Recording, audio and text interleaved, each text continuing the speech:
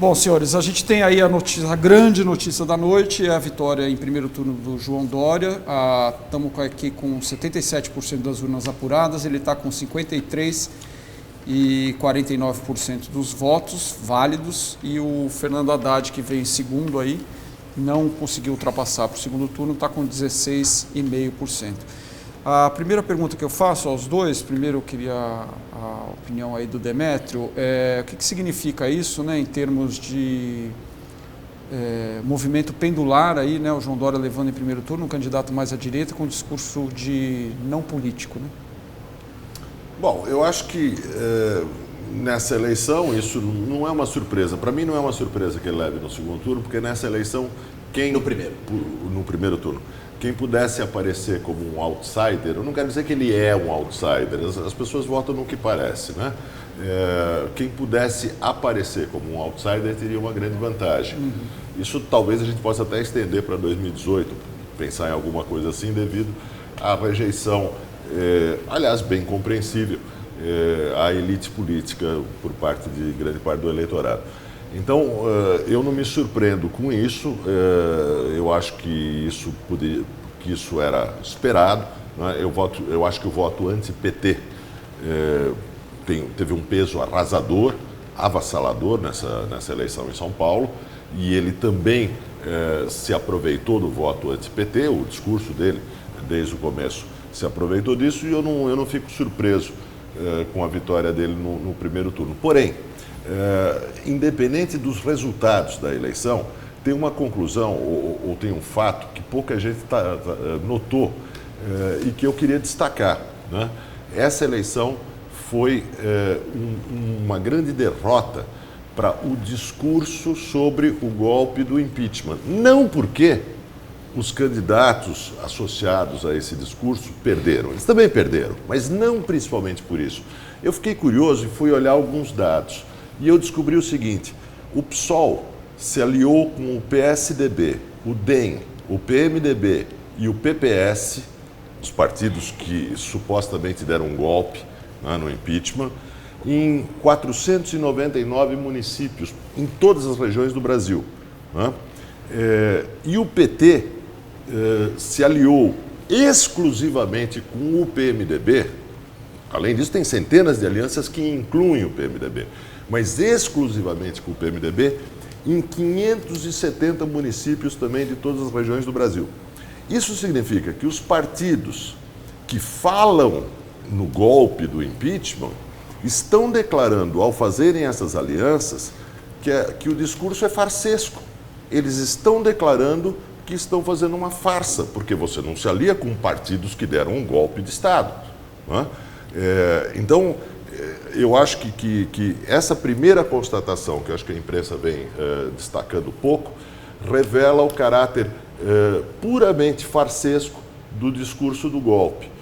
Eu queria até saber a opinião do Boulos, porque ele lidera a Frente Povo Sem Medo, que faz manifestações contra o golpe, justamente com esses partidos que se aliaram em centenas de cidades com os partidos supostamente golpistas. Eu quero saber se essa conversa é para boi dormir, é para enganar quem? E aí, Boulos? Vamos lá, eu acho que primeiro, já que o Demétrio colocou o golpe na mesa, falemos do golpe, que é o que também tem sido pouco falado nessa eleição, que é a instabilidade institucional que se criou, a insegurança jurídica que se criou ao se tirar uma presidente da República eleita com argumentos, esses sim, farsescos, e da forma como foi feito, como foi conduzida pelo Congresso Nacional. Precisa ver se essa eleição de hoje é para valer, né, ou se é igual a de 2014, que pode chegar lá, se as câmaras de vereadores vão tirar e tudo mais. Em relação à questão que o Demétrio levantou, eu acho que essa questão você tem que fazer não a mim, você teria que fazer ao Partido dos Trabalhadores. Não, que se faz manifestações junto com eles.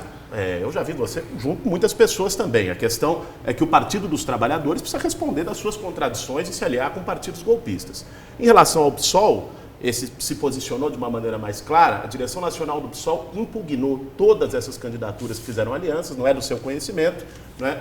As impugnou e entrou no Tribunal Eleitoral, no Tribunal Superior Eleitoral, TRE, também para caçar essas candidaturas. Tem Se 499 candidaturas caçadas? Do PSOL não é essa a quantidade. É sim? Não é. Você está enganado. Não, isso é informação da Justiça Eleitoral. Busque, você está enganado em relação a isso. Então a Justiça Eleitoral Agora só um momentinho. Então, isso aí é questão de se informar, de ir lá, mas também não estou aqui como advogado do PSOL ou do PT, não vou cair nessa pegadinha. Em relação à questão que você colocou, Kanzia, a respeito do Dória, né, eu acho que o tema nem tanto se era previsível ou não, me parece que não era previsível, na minha opinião, não era previsível que ganhasse no primeiro turno. Agora, nisso eu tenho acordo de que o que prevaleceu foi o discurso de fora da política. Né? O empresário, o gestor. O Dória foi uma campanha despolitizada, não tinha um elemento político. Né? Trabalhou com esse discurso de fora, que, aliás, também é um discurso que não se sustenta se fosse ver a figura do João Dória.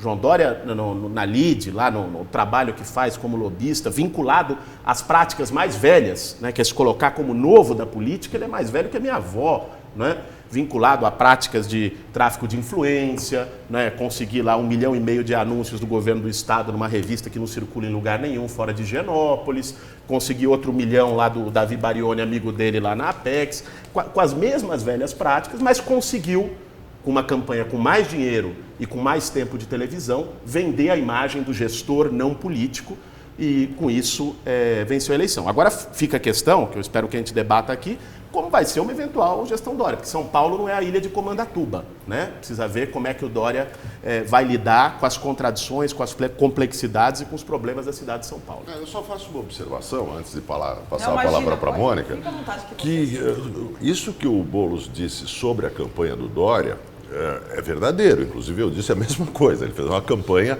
como alguém que não é um político, e ele é, obviamente, um político. Entretanto, vamos observar que ele não estava sozinho na campanha. Não é que o Dória fez campanha sozinho, não é que o Haddad não participou da campanha, não é que a Erundina não participou da campanha, não é que outros candidatos não estavam na campanha. Então, vamos observar que os outros candidatos, inclusive o Haddad e a Erundina, no mínimo, foram incapazes de esclarecer o eleitorado sobre o fato de que Dória também é um político. Não é um outsider. Sim, talvez porque eles estavam disputando o segundo lugar e deixaram a não, mas é que do livre, jeito que o Boulos fala, parece que ele disputou a campanha sozinho, não tinha outros para fazerem o discurso que o Boulos fez sobre o Dória, mas tinha, né?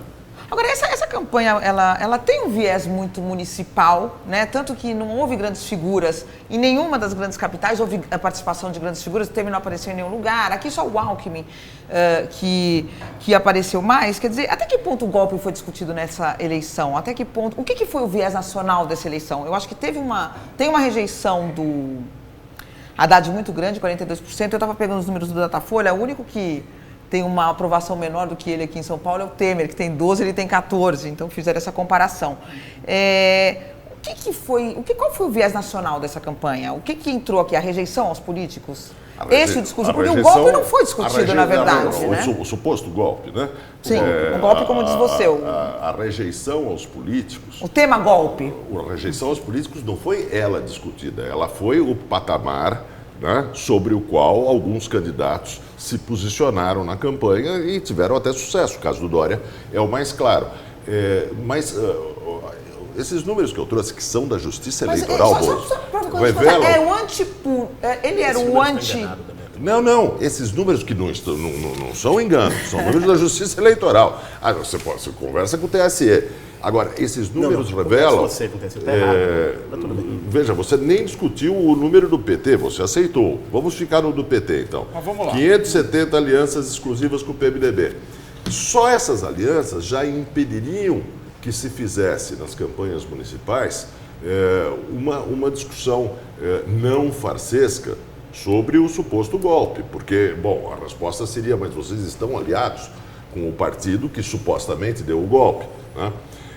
Então, nessa campanha, nas campanhas municipais, todo esse debate sobre o suposto golpe, né, na verdade, desapareceu porque, na verdade, o discurso sobre o golpe tinha uma outra finalidade. Tinha uma finalidade que já foi cumprida, que era reunir a militância. Né? Na hora de uma derrota, era reunir a militância. Foi limpinho e cheiroso. Mas, independente disso, eu observo que a maior despolitização da campanha não foi não ter a discussão nacional sobre o governo Temer, sobre o impeachment. Foi sobre o fato de que a discussão sobre as cidades, sobre os grandes problemas urbanos do Brasil, ela também não aconteceu.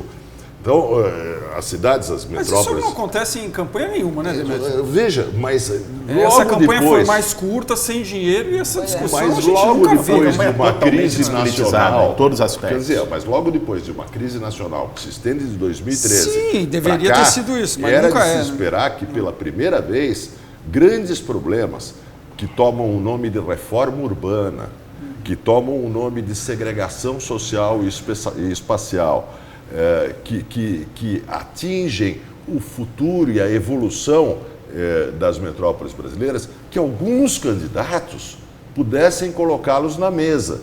Os candidatos que supostamente os colocaram na mesa, colocaram sob formas absolutamente ilusórias. É o caso da Erundina, que continua falando de ocupação como se isso fosse solução para a segregação urbana. Você tem urbana. para discutir isso? Deixa eu... Ué, você tem tem um pouquíssimo, horário gratuito, muito Mônica? pouco, né? Deixa eu 3 interromper. minutos. Eu Tem tinha 10 debates, segundos você no tem horário horário eleitoral, gratuito. Demetrio. Ela ia fazer um programa de reforma urbana em 10 Mas segundos. ela acabou Gente, participando mas a dos verdade- debates. Vamos lá. Mas ela participou dos debates. Mas espera um pouquinho, deixa o Boulos falar um pouco, então, da pergunta da Mônica sobre o cenário nacional. Depois a gente vai para Brasília para falar com o Leandro Colom, que está nos assistindo lá também. Eu acho a questão que a Mônica colocou do golpe não ter sido debatido nas eleições, de fato, em São Paulo, não foi. Né? Teve até um deslize do Haddad que disse que não era bem assim, não era exatamente isso e tal.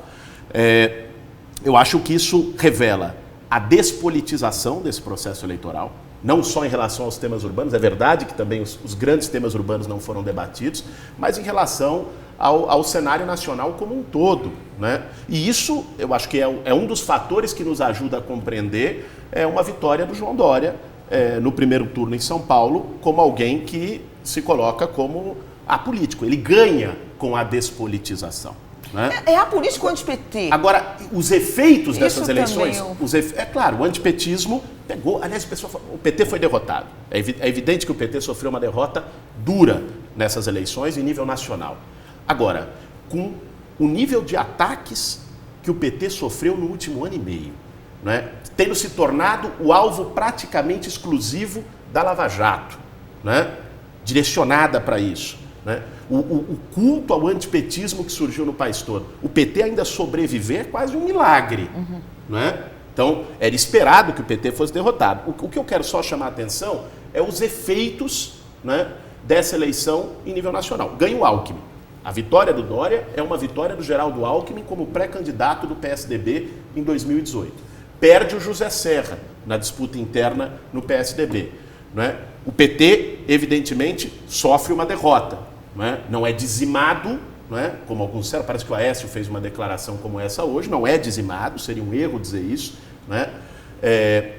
E eu acho que um outro fenômeno que é importante a gente notar, e aí pegando Rio e Belém, é o PSOL ganhando uma parte do eleitorado de esquerda, do voto de esquerda, em capitais importantes, que foi perdido pelo PT por uma série de razões nesse último período. Então, o PSOL tem votação expressiva em algumas capitais e vai ao segundo turno em Belém e no Rio de Janeiro com chances reais de vitória. Bom, a gente vai passar para o Leandro Colom, que está em Brasília, acompanhando aí a apuração também. Leandro, boa noite, tudo bem? Boa noite, Fernando. Boa noite a todos. Leandro, dá aí suas impressões, por favor, com esse cenário aí, né? A gente, como todos sabem, Dória é eleito aí em primeiro turno, a gente tem aí um fortalecimento da candidatura do Geraldo Alckmin em 2018 e fica pelo caminho aí um pouco, principalmente a candidatura talvez do José Serra, paulista também, e o Aécio Neves, que pode fazer um prefeito lá em Belo Horizonte também no segundo turno, né? Dá uma geral para a gente, por favor, do seu ponto de vista.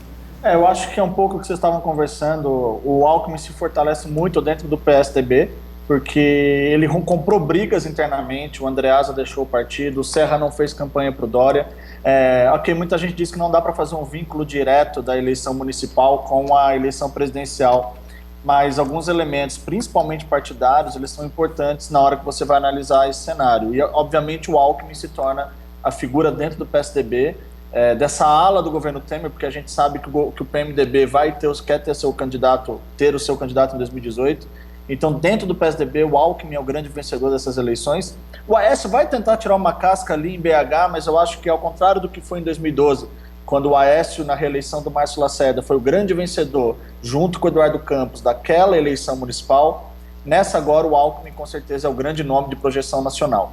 O PT, com a eleição do Dória em São Paulo em primeiro turno, o PT realmente se enfraquece, o PT não tem um plano B que não seja ao Lula, porque o Lula pode ser condenado em segunda instância na Lava Jato até 2018, o que o torna inelegível, então o PT vai precisar buscar um plano B até lá. Em relação ao governo Temer, ao PMDB, a eleição municipal não tem um impacto direto, porque eu acho que o desafio maior do governo Temer é em relação à economia.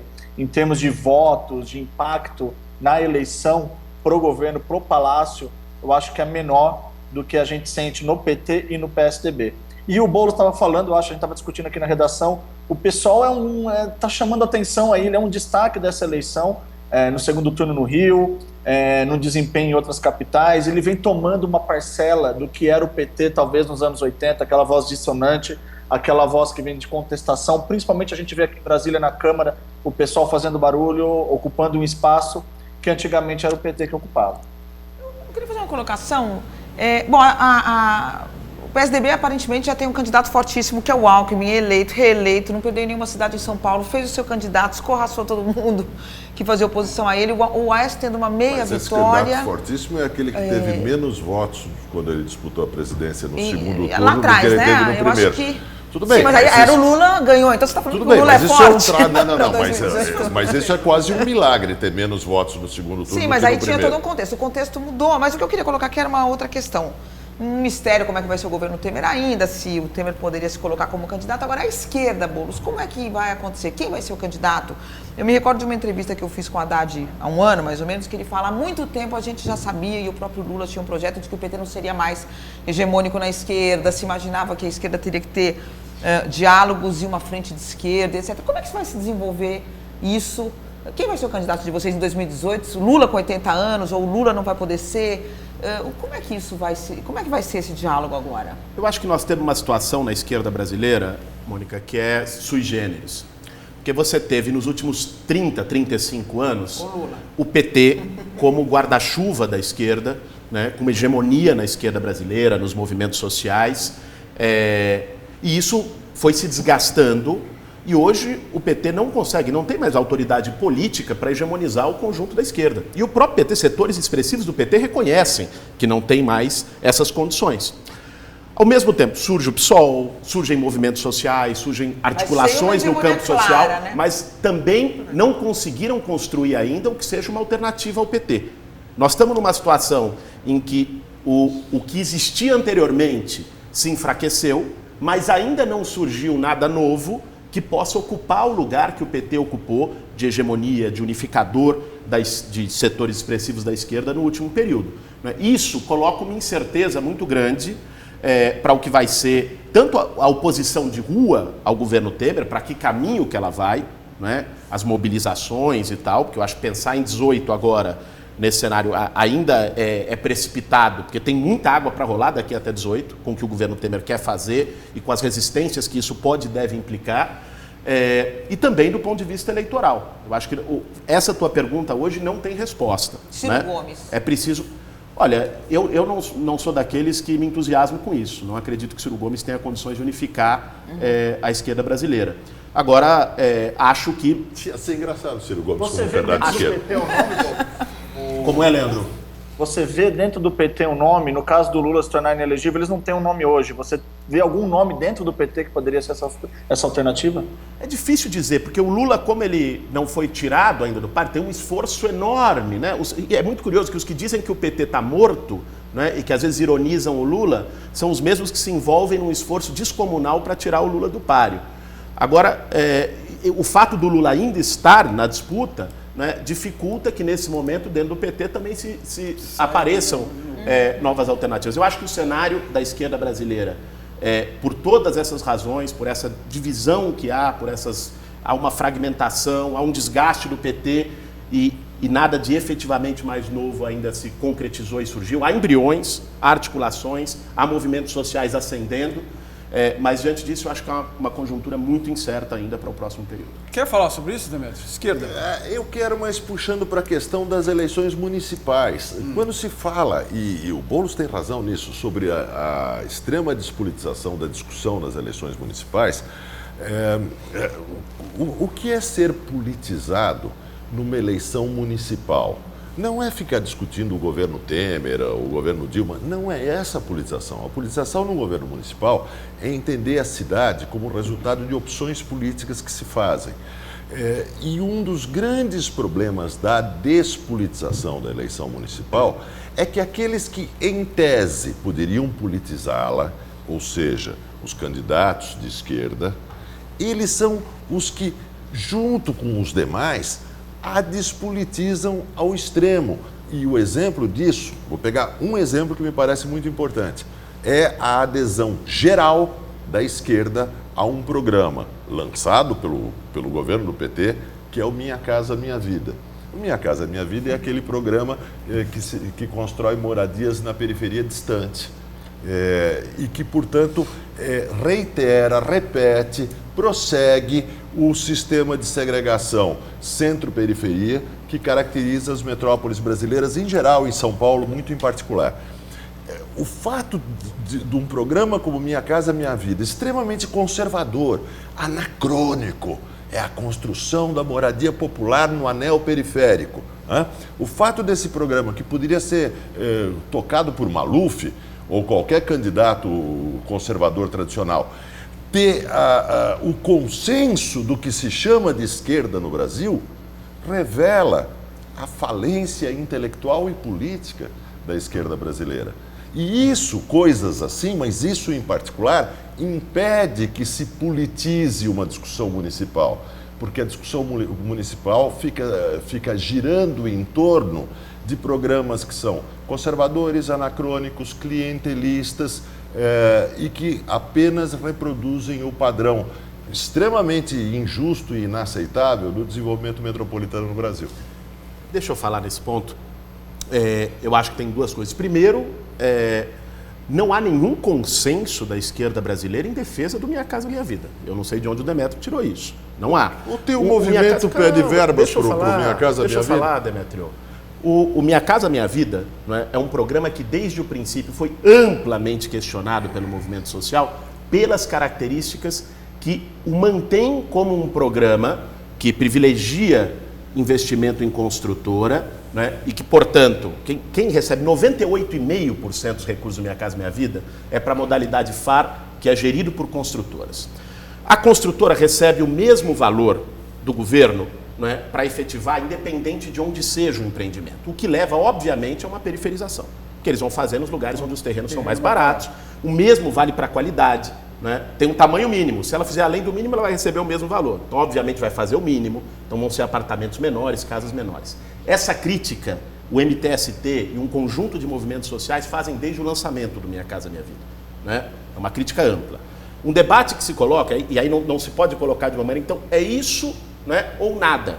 Não. Porque quando se fala do Minha Casa Minha Vida, eu acho, não é de esquerda esse modelo. Nós defendemos um modelo com gestão direta das próprias famílias, né, valorizando. A proposta que nós fizemos para o Minha Casa Minha Vida 3 era fazer valores diferenciados conforme a região e a disponibilidade de infraestrutura e serviços urbanos, estimulando a construção em regiões centrais, o mesmo em relação ao tamanho, valores diferenciados para a qualidade e tamanho das unidades habitacionais.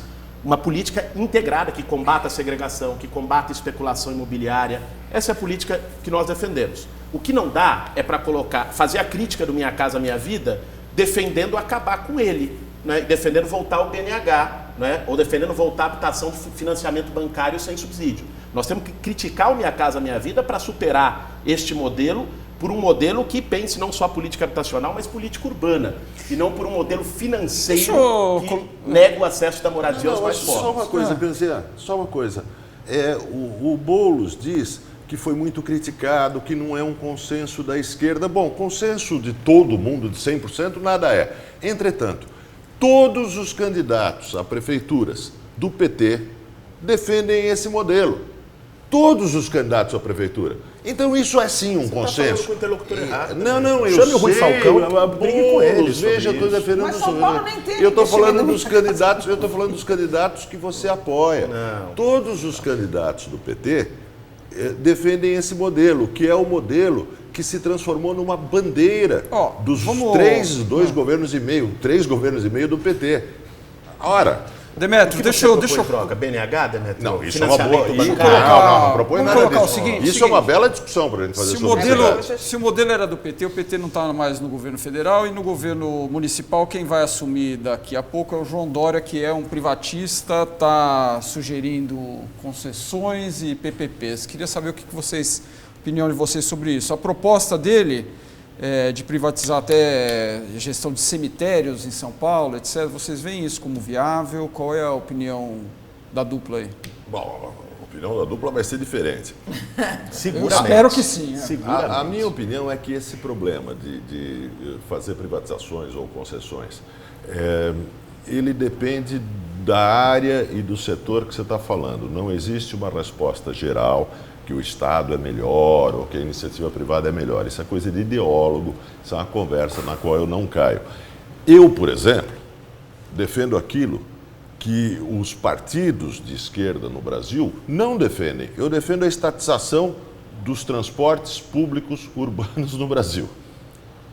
Porque tem um consenso. Eu defendo a estatização dos transportes públicos urbanos no Brasil porque eu não vejo como a iniciativa privada, como a concorrência, que é o elemento que distingue a iniciativa privada, possa existir quando se fala em transporte público, quando se fala em ônibus.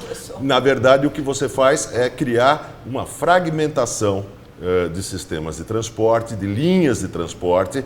Você produz anarquia no transporte urbano e você produz subsídios e um capitalismo garantido. Você vai convencer seu candidato em São Paulo a fazer lucro isso? garantido. O meu candidato em São Paulo... Prefeito, pô. História. Acho que você está mal informado, Boulos, em tantas coisas, inclusive nessa. Que bairro você mora? A gente vai descobrir em quem você votou. Eu moro em bairros parecidos com o que o Boulos mora. Então seu candidato foi parecido. Você mora lá no Campo Limpo? Passa o endereço da tua casa, a gente calma esses dias lá. No Haddad, ou nós votamos no Haddad, ou nós votamos no Dória, se tomar a estatística aqui dos bairros ricos de São Paulo. Boulos, quer falar? Agora, veja... Então, eu que defendo, sozinho praticamente no Brasil, que empresas públicas controlem o transporte público metropolitano, e não apenas de cada município, né? Então é outro modelo. Eu acho que a questão de se entregar ou não à iniciativa privada, os diversos setores da administração pública municipal, depende de cada setor. Eu acho que em cada setor há uma discussão a ser feita sobre isso. É preciso fazer uma discussão inteligente, não uma discussão baseada em slogans, nem os slogans privatistas, nem os slogans estatistas. Portanto, eu acho que seria preciso ter argumentos sobre cada setor. Eu não consigo dar uma resposta genérica a essa pergunta, né? Eu acho que em certos setores é melhor mesmo passar para a iniciativa privada, em outros não, né? Acho interessante que nenhum candidato a prefeito fala na criação de uma empresa pública de transporte, porque a relação dos prefeitos com as empresas de ônibus é uma relação muito estreita, muito íntima e muito perpassada por dinheiro, né? Então não interessa discutir isso. Então, olha, o Dória, como você mencionou, Canzio, ele é um fanático da privatização, né? Se pudesse privatizar os filhos dele, acho que ele o faria, né? E o que nós temos que entender é quais são os efeitos da privatização para os serviços públicos, né? Porque quando você privatiza, né, você supõe a obtenção de lucro. Nenhuma empresa vai entrar, né, num regime de concessão ou de privatização se não for para lucrar. Isso frequentemente significa o encarecimento dos serviços públicos, né? Então agora vai começar a cobrar, privatizar os cemitérios, seguramente a taxa que vai se cobrar de funerário ou de qualquer outra coisa vai aumentar, porque você precisa tirar de algum lugar para dar para a empresa que vai gerir aquilo. Mas a privatização da telefonia no Brasil foi boa, né? A privatização da telefonia no Brasil foi boa? Você usa operadora de celular? Você anda por isso, você consegue falar com alguém? Eu não tenho celular. Bom, então para você é boa. Para quem tem celular... você prefere o tempo que não tinha telefone no Brasil? Não. Aqui você não pode confundir a privatização com a criação do setor. Deixa ele acabar de falar. Eu comprei uma linha telefônica estatal por $2.000. Nesse sentido, a privatização proposta pelo João Dória, ela vai cair na conta de alguém e vai cair na conta, seguramente, da população mais pobre da cidade de São Paulo, que vai ter que pagar adicionalmente para o que quer que seja que ele privatizar, né? Inclusive transporte público, onde atuar a privatização vai significar um aumento, como foi nos pedágios, né? Que o padrinho do Dória, o Alckmin, privatizou as rodovias de São Paulo, né? E o pedágio hoje para ir para Santos é R$20. Né? Senhores, a concessão significou um aumento do custo. Senhores, eu estou só um minutinho. Isso é um exemplo de como se discute com slogans, né? Porque se você olhar para estados e lugares onde as rodovias são estatizadas, as pessoas morrem em acidentes porque as rodovias estão em ruínas. Senhores, a gente está chegando ao final do tempo, eu vou só chamar ainda a Estelita, que é a repórter da sucursal de Curitiba, para fazer uma entrada de lá para contar o que aconteceu. A gente tem lá 100% das urnas apuradas em Curitiba. O Rafael Greca, que tinha aí chances de levar no primeiro turno, vai para o segundo turno com o Ney lá para a voz. Que o Greca, na semana passada, vazou um vídeo, né, dizendo que, enfim, vomitava com cheiro de pobre, etc. Vai ter que amargar um segundo turno. Estelita, conta aí pra gente. Hoje teve também o Sérgio Moro votando, foi aplaudido. Enfim, como é que foi o clima aí e agora as perspectivas aí pro segundo turno em Curitiba? Boa noite a todos. Foi uma eleição, um primeiro turno aqui marcado, na verdade, por uma grande surpresa, né, porque o Ney Prévost, a gente tem até dificuldade de falar o nome dele, porque não se ouviu falar dele, né, até agora. Ele foi um azarão aí que decolou nessa última semana de campanha. Até 10 dias atrás ele aparecia com 7% das intenções de voto nas pesquisas eleitorais e chegou aí a 23%, passou o atual prefeito, tirou o atual prefeito do pleito. Isso foi uma surpresa muito grande.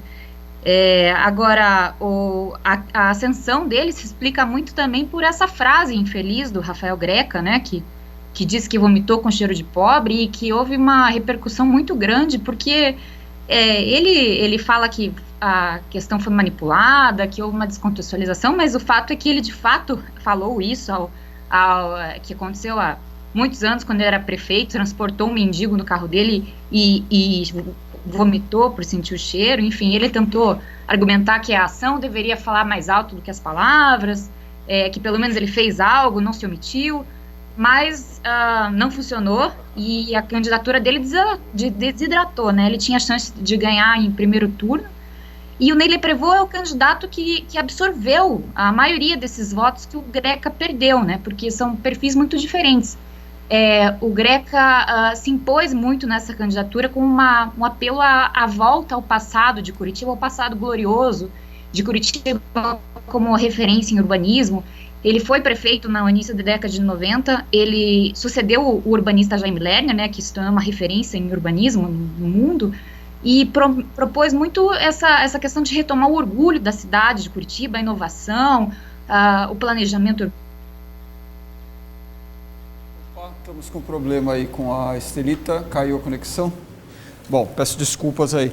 Bom, senhores, a gente está chegando aqui ao final do tempo. Tem uma notícia agora que o site da Folha está dando. Belo Horizonte está confirmado, vai ter segundo turno então entre o João Leite, que é o candidato do Aécio, lá do PSDB, e o Alexandre Calil, do PHS.